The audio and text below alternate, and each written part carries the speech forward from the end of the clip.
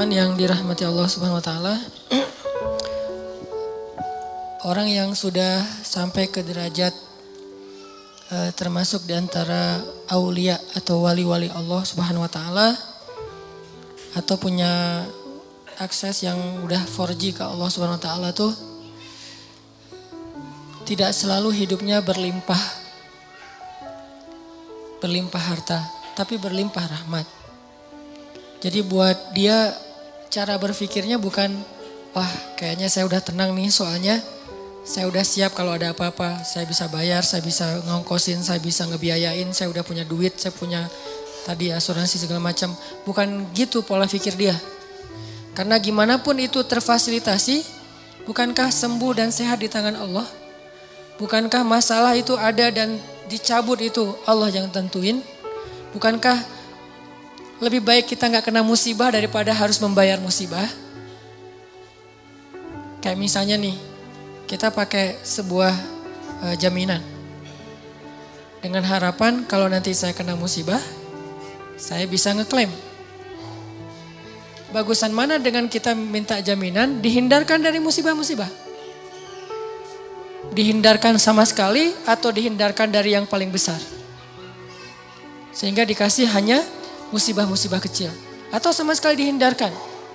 Tentunya kalau misalnya kita mau berpikir logis, harusnya kita memilih jaminan yang dihindarkan sama sekali kan. Daripada yang gak apa-apa kena musibah asal bisa ngeklaim dan gak akan rugi tambahan. Walaupun setiap bulan juga ada biaya ini. Ini cara berpikir yang selama ini mungkin harus kita bangun kembali nih. Kita rekonstruksi lagi pola pikir tentang iman. Pola pikir yang robbaniyin kalau dalam bahasa Al-Quran. Arti robbaniyin tuh karena berlandaskan iman, bukan hanya berlandaskan logika matematika kita. Kayak misalnya sedekah.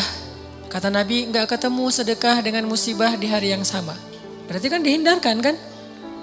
Terus sholat subuh. Siapa yang sholat subuh berjamaah berarti dia berada di dalam fahuwa fi zimmatillah. Berada dalam jaminan Allah. Berarti kan dijamin sama Allah nih. Kalau gitu gak perlu pakai lagi ini. Boleh, gak apa-apa pakai jaminan-jaminan dari manusia, lembaga-lembaga kayak gitu, kayak asuransi syariah. Boleh gak apa-apa, cuman jangan sampai hati kita terlibat di situ. Itu kan ikhtiar ya. Bagian dari ikhtiar walaupun tidak harus, tapi bagian dari ikhtiar silakan aja. Cuman jangan terlibat hati. Bagian ikhtiar kan bagian fisik, bagian jasad, bagian tubuh. Tangan dan kaki, bukan hati. Hati kita tuh harus jaminannya ke Allah. Gak boleh kita merasa tenang hanya gara-gara ada kartu asuransi, gak boleh merasa tenang. Baru tenang ada kartu asuransi tapi tadi subuh salat subuh. Tenang tuh. Baru tenang dengan asuransi tadi juga udah sedekah pagi-pagi. Baru tenang. Nah kalau iman kayak gini udah ada di hati kita, nih insya Allah nih udah 4G nih. Tapi kalau tenang gara-gara asuransi, subuh juga gak masalah, sedekah juga gak masalah, belum lagi yang lain-lainnya nih, silaturahim, membantu orang lain. Oh berarti kita gak 4G sebetulnya, bahaya tuh hidup kayak gitu tuh. Kalau ternyata, tapi saya udah mempraktekkan ini sekian tahun Ustaz dan gak ada masalah. Istidraj. Sanastadrijuhum min haitsu la ya'lamun. La ya'lamun, justru mereka gak ngira, justru mereka gak nyangka. Kalau udah nyangka namanya bukan istidraj.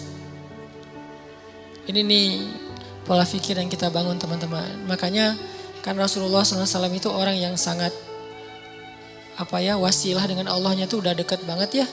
Sampai membatin aja Allah dengar langsung Allah kabulkan. Pernah dulu orang-orang Mekah gara-gara menentang Nabi terus gara-gara menentang mereka jadi menantang Nabi gini. Kalau emang kamu benar-benar Nabi Allah, coba kamu buktikan dengan cara kamu datangkan azab-azab kepada kami seperti yang pernah terjadi kepada Firaun, Namrud, Samud, Ad. Coba kamu datangin. Nabi gak mau berdoa. Wah berarti dia gak benar nih. Dia bohong tuh buktinya gak berani berdoa karena dia takut gak akan dikabulkan. Apa jawaban Nabi? Kalau saya sampai berdoa seperti itu, binasalah kalian. Karena doa Nabi kan gak ditolak sama Allah. Kalau mereka minta bukti-bukti yang gak merugikan mereka, Nabi akan lakuin. Contoh, coba kamu belah tuh bulan. Kan gak ngerugiin mereka ya. Gak membahayakan orang-orang kafir walaupun bulan terbelah. Nabi kalau saya berhasil dengan izin Allah membelah bulan, apakah kalian beriman? Ya kami akan beriman, janji, deal. Ya Allah tunjukkan kekuasaanmu. Bulan terbelah, benar-benar terbelah. Apa kata-kata mereka? Muhammad telah menyihir mata-mata kita. Gak beriman juga. Wah, benar-benar kamu tuh benar-benar penyihir yang luar biasa. Banyak penyihir yang menunjukkan hal-hal yang gak logis. Tapi ini di atas mereka. Kamu tuh benar-benar lebih dahsyat dari para penyihir. Jadi penyihir nomor 1 lah. Kata Nabi, kalau kalian masih tetap tidak percaya, coba kita tunggu orang lain yang tidak terlibat di sini. Yaitu para musafir. Yang datang dari luar kota. Nanti kita tanya besok pagi kalau mereka datang, apakah semalam kalian melihat bulan terbelah? Ya sudah. Kalau mereka bilang terbelah berarti benar bahwa bulan itu terbelah dan kami beriman. Ya udah kita buktiin, tunggu besok. Pagi-pagi datang musafir. Tanya langsung ngumpul tuh di depan Ka'bah. Apakah semalam kalian melihat kejanggalan di langit? Ya, apa? Bulan terbelah. Benar ya Muhammad, bukan hanya bisa menyihir mata kita. Mata orang lain yang gak hadir juga disihir. Gak beriman. Sampai Allah mengatakan, kalaupun engkau datangkan 1000 ayat-ayat Allah, bukti-bukti kebesaran Allah, mereka tetap tidak beriman. Jadi kalau Nabi dimintain ngedoain hal-hal yang buruk untuk mereka, Nabi gak mau mengedoakan. Kenapa? Nabi kasihan sama mereka. Karena Nabi itu doanya gak ditolak sama Allah. Bayangin kalau Nabi bilang, ya Allah bikin Abu Jahal stroke. Stroke itu waktu itu juga. Tiba-tiba Abu Jahal. Kan ada ayatnya di surat Al-Alaq, ayat-ayat terakhir kan. Kami cabut ubun-ubunnya. Kalau Allah udah cabut ubun-ubunnya kan otomatis stroke tuh. Itu bahasa stroke versi surat Al-Alaq loh. Arti cabut ubun-ubunnya kan tiba-tiba darahnya itu jadi pecah pembuluh darahnya di kepala kan. Itu kan mencabut ubun-ubun tuh, pecah pembuluh darahnya di. Bayangin kalau Abu Jahal pecah pembuluh darahnya di kepala, terus bagaimana cara mengedakwahin dia? Karena Nabi itu memanfaatkan doa yang diijabah bukan untuk ngenyakitin orang, untuk memberi kebaikan buat orang itu. Kan Nabi punya kesempatan nih ngedoain dan doa Nabi diijabah banget. Nabi punya 2 pilihan, mendoakan yang buruk atau mendoakan yang baik. Nabi memilih yang baik, itulah akhlak Nabi. Kalau kita ditempatkan di situ, kan doa orang yang terzalimi itu diijabah, ya udah doain aja. Itu kan berarti kita nggak neladanin Nabi sebetulnya. Ini kalimat ini harus dipahami lebih dalam ya, karena sering salah persepsi di Indonesia. Kita selalu ngelihat dari angle negatif. Doa orang yang terzalimi itu nggak akan ditolak oleh Allah. Kalimat ini adalah kalimat nasihat untuk orang yang zalim, bukan orang yang terzalimi. Pahami konteks hadis. Jadi orang dibacakan ayat-ayat ini, hadis-hadis ini untuk kalau dia mau menzalimi orang lain atau sudah menzalimi orang lain supaya dia menghentikan kezalimannya. Kayak kita ngomongin ini ke Bashar Assad, presiden Rusia ini agak-agak mirip, bingung nyebutnya. Presiden Suriah, kita ngomong wahai Bashar Assad, kalau kamu zalim kepada rakyatmu, kamu membunuh anak-anak kecil, kamu menghentikan bantuan ke Gota, doa mereka itu gak akan ditolak oleh Allah. Ngomongnya ke siapa? Ke Bashar Assad. Sama kayak kita dizolimin teman kita. Ngomongnya ke yang zalim. Jangan sampai kita datang ke teman kita yang lagi terzalimi. Doa orang yang terzalimi itu diijabah loh. Itu namanya kita manas-manasin orang untuk mendoakan yang buruk. Harusnya kita ngomong kayak gitu tuh ke orang yang zalim supaya dia menghentikan kezalimannya, takut dengan doa orang yang mazlum. Kita malah angle-nya kebalik. Giliran kita terzalimi, mumpung nih doa gua diijabah sama Allah. Ya Allah, hancurkanlah dia sehancur-hancurnya ya Allah. Hati-hati ya, doa juga ada porsinya. Karena doa itu seperti kisos. Kalau kita mendoakan orang lain lebih dari hak kita, maka kelebihan itu akan balik lagi kepada kita. Dia naik mobil atau motor, terus ngejipratin air ke kita. Ya Allah, jauhkanlah dia dari jodohnya. Apa hubungannya jodoh dengan air? Harusnya hak kita cuman ya Allah mudah-mudahan nanti ada orang yang jipratin air ke dia. Cuma sebatas itu kan. Kan al jaza min jinsil amal. Balasan sesuai dengan jenis amal. Artinya ya kisosnya segitu doang. Jangan sampai ke urusan jodoh lah, sakit lah apa. Jadi kayak lebay gitu kan ya, norak banget sih. Itu doa yang norak namanya tuh. Dan kelebihan dari porsi itu akan balik lagi kepada yang ngedoain kan bahaya. Nanti kita malah nggak nikah-nikah gara-gara pernah terzolimi. Udah terzolimi nggak nikah pula kan rugi. Jadi itu bukan hadis buat orang yang terzolimi teman-teman. Itu hadis untuk orang yang ngezolimin. Sama kayak Nabi kalau misalnya baca hadis tentang istausu bin nisa'i khairan. perlakukanlah perempuan itu secara baik. Itu bukan hadis untuk cewek, itu hadis buat cowok. Jadi yang ngucapin hadis itu harus melihat dulu siapa di depannya. Kalau di depannya seorang ibu, seorang istri, dia ngomong kayak gitu berarti dia sedang merecokin rumah tangga orang. Karena si istri ini nanti akan nuntut suaminya seperti di dalam hadis. Itu hadis diucapin kepada suami, jangan didengar oleh istri. Kenapa? Nanti dia akan memikirkan haknya, bukan mikirin kewajiban. Tapi kalau hadis tentang seandainya saya boleh menyuruh manusia sujud kepada manusia, saya suruh istri sujud kepada suami. Yang ngomongin itu adalah istri. Jadi ada materi ibu-ibu, ada materi bapak-bapak. Jangan sampai seorang ustadz ceramah tentang sujudnya perempuan kepada suaminya di depan suami. Itu bikin suami makin kegeeran.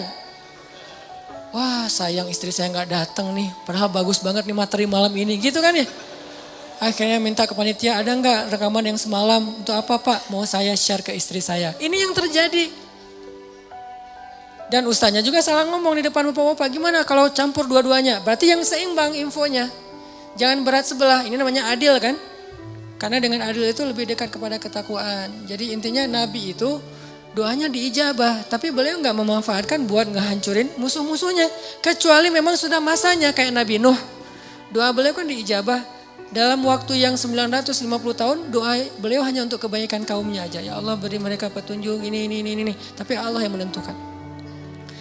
Setelah 950 tahun baru Nabi Nuh berdoa, ya Allah hancurkanlah orang-orang kafir itu sehancur-hancurnya. Jangan biarkan mereka punya keturunan karena keturunan mereka akan merusak di muka bumi. Kapan Nabi Nuh doa itu? Setelah 950 tahun berdoa. Wajar gak sih ngedoain kayak gitu? Ditentang, dihina, dicela, dibully. 950 tahun dibully loh di grup. Kita baru berapa lama dibully di grup geng kita? Share hadis, wah sok soleh, wah ada ustadz, ada nabi palsu, segala macam. Udah 950 tahun, akhirnya kita keluarin lagi kalimat, ya Allah hancurkanlah semua anggota member grup ini. Belum 950 tahun. Jadi manfaatkanlah kesempatan kita kalau lagi dizolimi untuk ngedoain yang baik-baik. Kalau nggak bisa yang baik-baik buat orang lain karena nggak rela banget nih, minimal untuk diri sendiri, apa salahnya? Kan itu kesempatan banget kan buat kita berdoa dan Allah ijabah. Kalau nggak bisa ngedoain, ya Allah beri dia petunjuk, kayak rasanya agak-agak kayak nggak rela gitu kan. Udah jahatin saya, didoain yang baik lagi. Nggak semua orang mampu, realistis aja lah. Kalau nggak bisa gitu, minimal buat diri sendiri, ya Allah tambahkanlah kesabaran saya. Loh kok minta disabarkan? Berarti makin mau aja disakitin. Bukankah sabar itu kebaikan bahkan lebih dari setengah iman? Hampir bisa dibilang seluruh iman kita itu adalah intinya sabar. Sehingga yang dibilang orang mukmin adalah orang yang sabar. Orang yang sabar berarti dia mukmin. Berarti kita minta kebaikan, ya Allah kuatkanlah kesabaran saya. Kayak misalnya kita lagi baper sama pasangan kita, jangan ngedoain yang buruk buat dia. Kalau nggak sanggup ngedoain yang baik buat dia, minimal yang baik buat kita. Ya Allah kuatkan kesabaran saya, ya Allah jadikan saya lebih baik, ya Allah jadikan saya lebih dicintai oleh dia. Yang baik-baik aja minta. Nah, ini orang yang mencontohi teladan Rasulullah SAW. Jadi selama ini banyak angle tentang sirah Nabi yang kayaknya perlu kita lihat dari angle yang lain. Terlalu mainstream kalau hanya melihat angle-angle yang biasa kita dengar selama ini. Bukan salah, cuman kayaknya masih kurang utuh. Saya nggak suka menyalahkan orang lain, tapi masih kurang utuh. Ternyata ada angle yang lebih efektif daripada angle. Salah satu contohnya yang tadi aja. Ini Nabi Muhammad SAW kayak pas beliau pulang dari Taif kan disakitin kan. Terus malaikat minta Nabi berdoa aja kepada Allah. Karena malaikat tuh gak bisa ngelakuin sesuatu tanpa izin Allah. Allah bilang ke malaikat, lakukan apapun yang diminta oleh Muhammad. Kalau minta di balik tuh gunung, ditimpakan kepada orang-orang Taif, malaikat lakuin. Apa aja pokoknya. Kesempatan itu malah Nabi doain, ya Allah maafkanlah mereka, sesungguhnya mereka tidak mengerti. Minta maaf untuk mereka. Dan aku berharap anak cucu mereka kelak yang akan menerima agama ini. Ini doa yang baik. Padahal beliau lagi dizalimi, masih mengalir darah di pelipis beliau. Masih kotor baju beliau. Masih orang ketawa tentang beliau. Anak-anak kecil ngelemparin beliau. Perempuan-perempuan ngejar beliau. Diperlakukan kayak orang gila di tengah kampung, dikejar-kejar. Keluar masuk kebun korma, keluar masuk kebun korma. Gimana rasanya seorang nabi yang sahabat tuh habis-habisan menghormati, memuliakan beliau, tiba-tiba dikejar oleh anak kecil dan perempuan. Budak-budak aja ngajarin Nabi. ngejar semuanya. Beliau lari-lari kayak orang gila yang dikejar-kejar rame-rame. Tapi doa beliau, ya Allah maafkan mereka. Mereka gak ngerti, semoga anak cucu mereka yang menerima Islam. Akhirnya anak cucu mereka kelak menjadi pembela Nabi. Kalau mau meneladani Nabi, harusnya yang angle-angle kayak gini nih kita ambil juga nih. Walaupun selalu ada kondisi-kondisi yang pengecualian ya. Ini tidak bisa digeneralisir dalam semua kasus yang terjadi di dunia atau di bangsa kita. Kalau kayak apa yang terjadi di Suriah, saya kira itu pengecualian. Kenapa pengecualian? Karena juga terjadi di zaman Nabi. Saya bukan ngomong dengan emosi pribadi, berlandaskan sirah. Ada sekelompok sahabat hafiz Al-Quran, diundang ke sebuah negeri dengan alasan disuruh ngajarin Al-Quran kepada kaumnya. Ternyata itu cuman jebakan. Ketika sekelompok sahabat ini keluar, hafiz semua, di tengah jalan mereka dicegat, dibunuh semuanya, gak ada yang selamat. Digorok satu persatu. Dan itulah asal muasal kenapa Nabi membaca kunut nazilah. Dan salah satu isi kunut nazilah, ya Allah hancurkanlah kaum itu sehancur-hancurnya. Kenapa? Karena mereka pengkhianat, karena mereka zalim, karena mereka sudah membunuh para hafiz Al-Quran. Dan ini bukan hal yang bisa dimaafkan. Beda kalau mereka melakukan kesalahan itu karena mereka tidak paham. Jadi ada kayak pembunuhan sengaja dan tidak sengaja. Ada kisos. Itu baru beberapa orang hafiz. Gimana yang jutaan atau minimal ratusan ribu hafiz. Anak kecil lagi belajar ngafal Quran di masjid, tiba-tiba dibom. Kalau nggak dibom masih mending, kalau meninggal langsung. Ada yang tertimbun dengan neruntuhan, putus tangannya, putus kakinya, retak kepalanya. Itu udah biasa kejadian sehari-hari itu di Suriah. Yang lebih berat lagi bukan cuma dibom dan luka-luka. Pakai senjata kimia yang sesak nafas luar biasa kayak kita nyemprot kecoa kan ya. Sampai kejang-kejang lalu mati dalam keadaan sedang kejang-kejang. Kebayang gak sih untuk kita? Kita mungkin ngomong maafin dong. Kita gak ngerasain sih.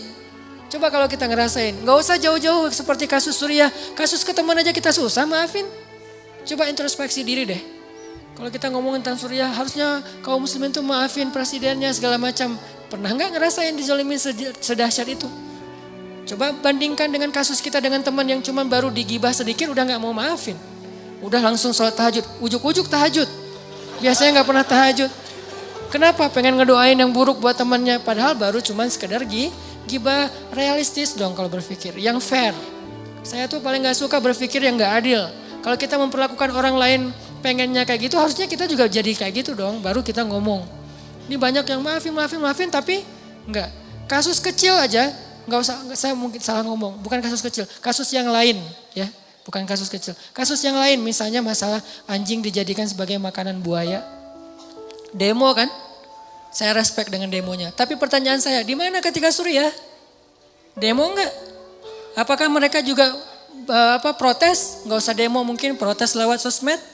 Sama seperti apa, kalau kita mau porsinya sama mungkin masih sama dengan anjing nih. Kalau porsinya sama harusnya lebih kan. Dan baru berapa ekor anjing yang digituin. Mungkin di Solo ada orang bikin kayak warung yang makanannya anjing. Terus kayak beberapa kasus yang kucing yang digantung tuh gara-gara makan ikan di rumahnya terus digantung dipukul-pukulin. Protes semuanya. Benar, harus protes. Karena hewan itu tidak berdosa, kenapa digituin? Nabi aja mengatakan masuk neraka gara-gara membiarkan kucing mati kelaparan kan? Tapi kan bukan hanya hadis kucing, di dalam hadis-hadis Nabi ada 300.000 hadis.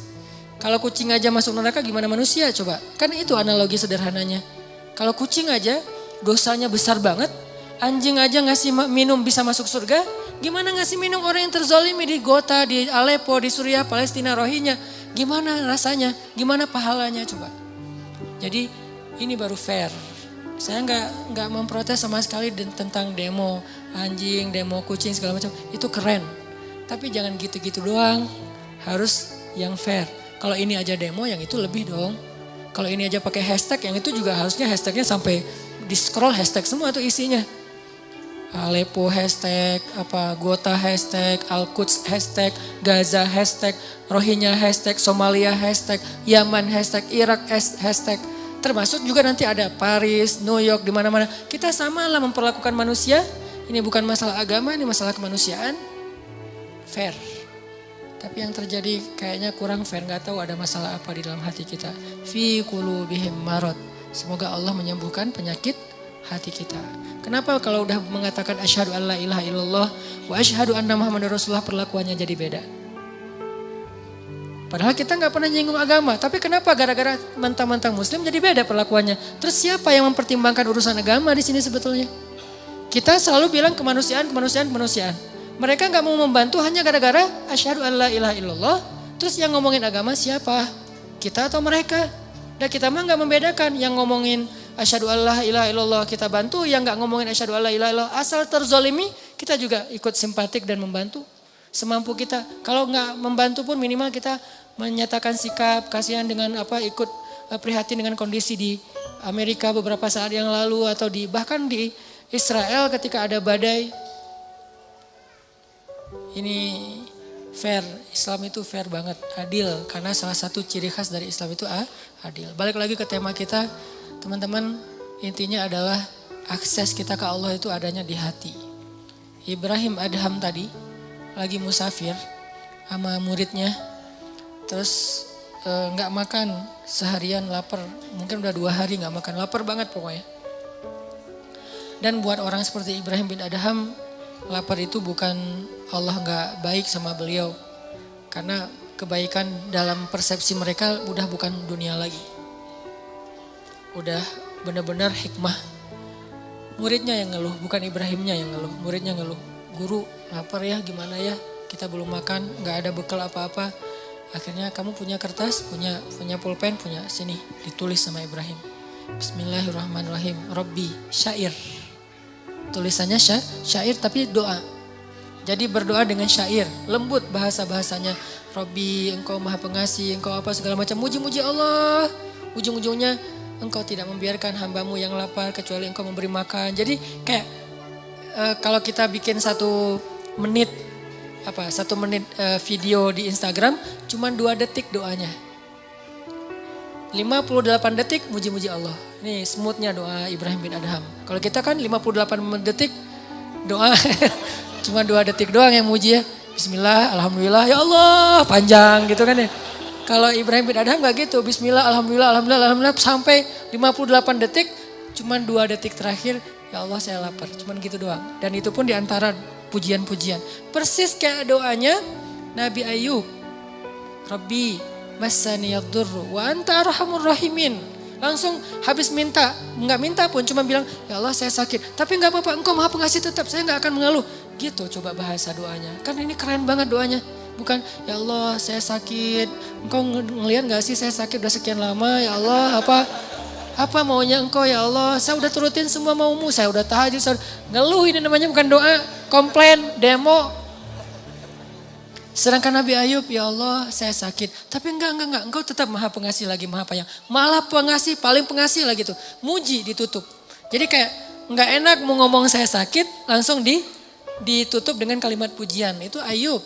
Sehingga Allah ngedengerin doa Ayub, langsung Allah mengatakan, ni'mal abd. Itu hambaku yang keren banget kata Allah. Ni'ma itu keren. Ni'ma itu baik banget. Langsung Allah sembuhkan saat itu juga. Kenapa? Bagus cara komunikasinya dengan Allah. Selain yakin, bahasanya juga enak ke Allah. Allah itu kan maha mulia, elegan banget. Jadi jangan sampai kita komunikasi sama Allah itu bahasa-bahasa yang di jalan. Harusnya kita komunikasi dengan Allah itu dengan bahasa elegan. Karena kita lagi berhadapan dengan zat yang maha elegan. Maha mulia, maha bijaksana, maha santun. Coba lihat bahasa Al-Quran kan santun banget. Sama kayak bahasa Nabi kan, Nabi orangnya santun banget. Kalau ngomong tuh muter dulu, padahal maksudnya ini. Kenapa? Gak tega mau ngomong langsung. Mikir panjang. Sama kayak yang saya bilang kemarin, Nabi mimpi ngelihat surga, terus di dalamnya ada istana yang indah. Gak sengaja di sebelahnya ngelihat cewek lagi main ayunan. Nabi gak bilang itu istri siapa, gak bagus nih nanya istri orang. Tapi Nabi nanya itu rumah siapa, otomatis itu istri yang pemilik rumah. Kan keren bahasanya. Itu rumah siapa Jibril? Rumahnya Umar. Astagfirullah, langsung balik arah. Gak sengaja ngelihat istrinya Umar. Ngomong ke Umar, aku lihat rumah kamu di surga. Oh gitu ya Rasulullah, terus gimana? Ya udah gitu aja kata Nabi. Gak mau dijelasin, khawatir Umar jadi cemburu. Nabi kok ngeliat istri saya sih kan jadi gitu ya, nggak enak ya. Dia aja Nabi, ya Rasulullah jelasin gimana suasana rumah saya, pekarangan kayak gimana gitu. Terus kata Nabi, enggak usah lah Umar, udah cukup segitu aja, berbahagialah. Ya Rasulullah, ngejar terus akhirnya, maaf ya nggak sengaja istri kamu lagi ayun-ayunan saya ngeliat, tapi nggak sengaja loh Umar. Ya Rasulullah, Umar tersenyum. Bagaimana mungkin saya cemburu kepada engkau ya Rasul.